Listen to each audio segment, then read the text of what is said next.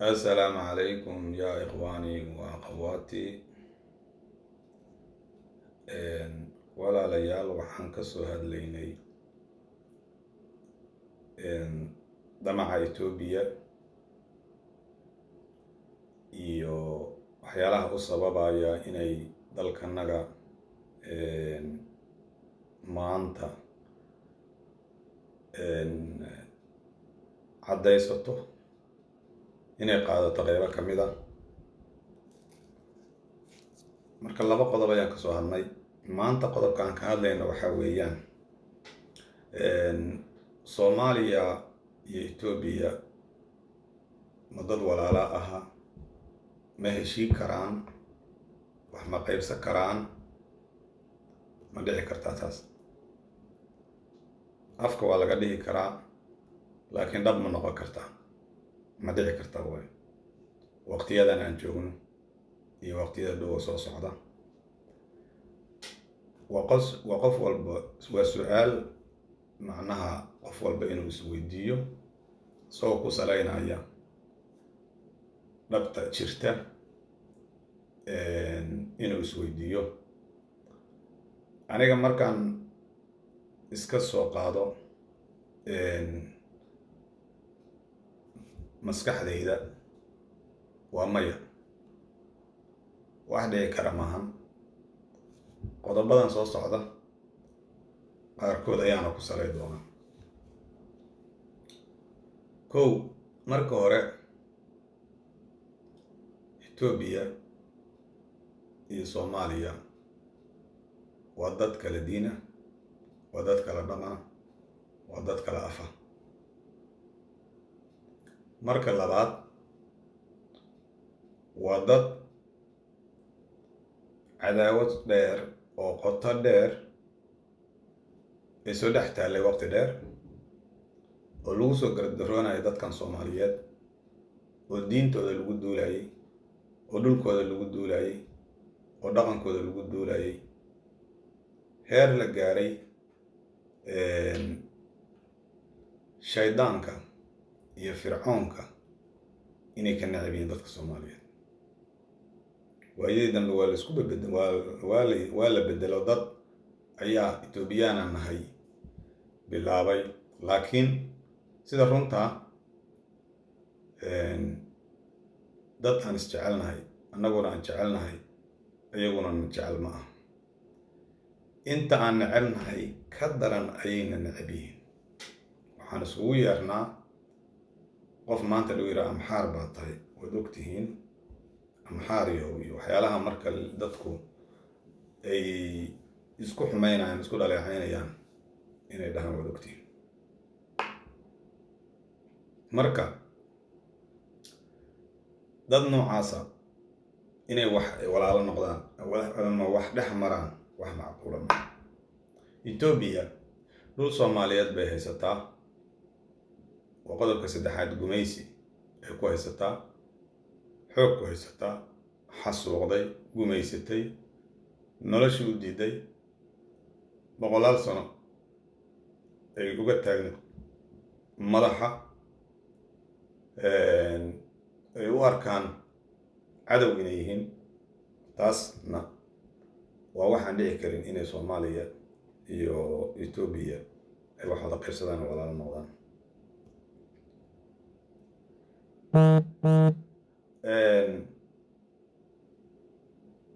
dad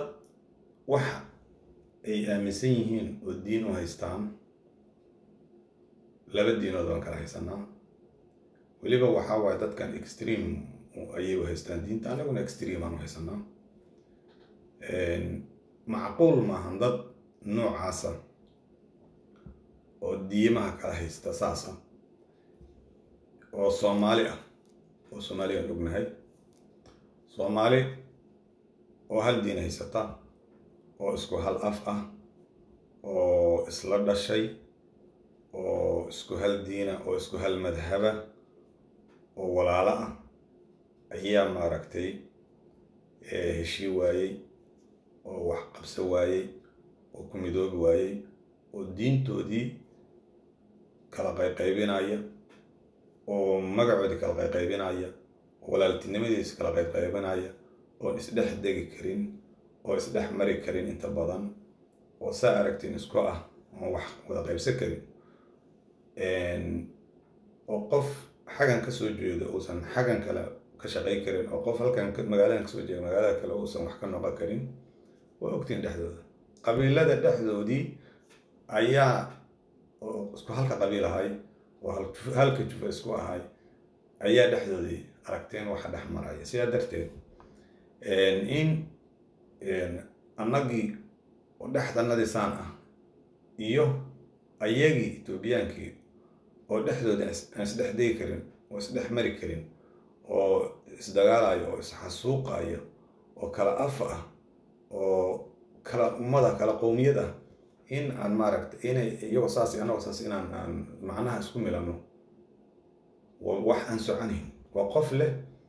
dab iyo qoryo ayaan isku daraa waxaan ka dhigaa guri dhisanaan ka dhigaa ma soconayso caqliga macnaha marka loo fiirsho oo waxa hoos ku jira la fiiriyo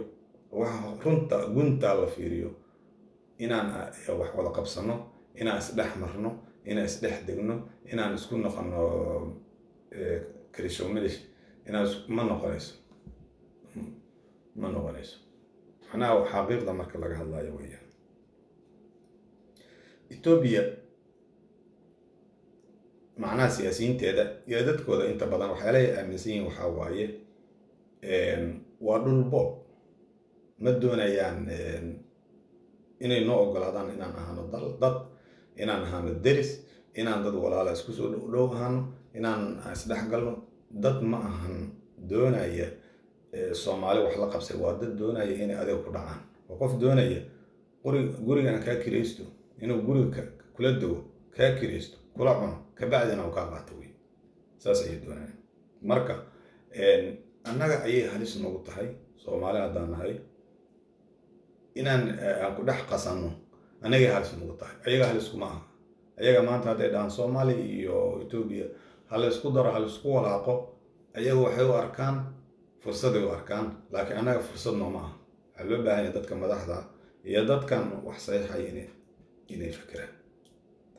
maxaa yeelay dad kaa badan iyo biyo kaa badan waa ku qaadana la yiri haddii maanta aan isku daqasanno hal ummadan isku noqonaynaa nidhaahno dee percentage-ka aad ka noqonayso waa loogi biyo intuusan kusoo gaarina la iska musaa la yiri inaan wax wada qabsano ma soconayso waa dad marka sidaa darteed ka shaqeeya ilaa 100 sano burburintanada kala jabkanaga kala qaybinta Soomaaliyeed ku jira weeye ilaa haddana way ku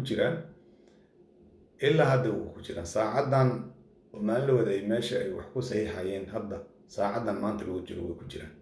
burburinta Soomaaliyeed ku jiraan marka inaba lagama yaabo in ay ku daayaan midda kale jirta waxa waaye cadaawada noo dhaxayda waxa cajiib ah inta ay gaartay heerka gaartay meel adduunka jirto ma jirto annaga ummad inkaar ku dhacda noqono maahane waxa waaye dadkii haliyada Sayid Maxamed Cabdullaahi Xasan dadkii soo dagaalamay oo anaga haliyada noo ah oo taalooyinka loo dhisay waxay ku jeedaan Ethiopia xaggooda u jeedaan